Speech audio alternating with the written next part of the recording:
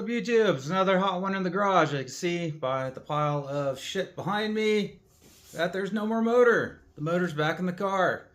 So, yeah, it turned out I ordered rings for an automatic Miata. So to clarify, an automatic Miata had different pistons and different rings.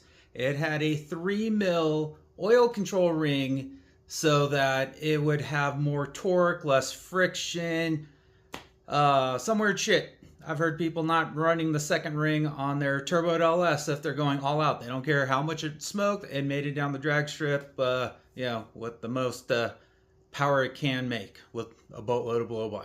But anyways, so here's a clip of it not smoking. No more smoke.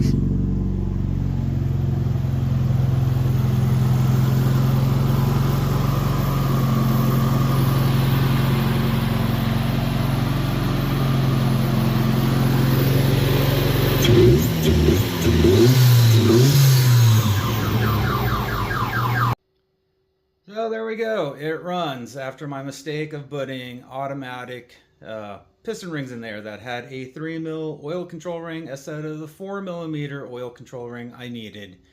So read, and double read, I guess. Every manufacturer has some weird quirk like this.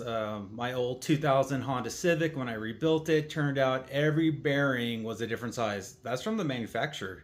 So you gotta read the crank and figure out, the letter code to figure out, which bearings you ordered. So it's 8 different main bearings and I think 8 different rod bearings. So multiple combinations. Don't know why they did it, but they did.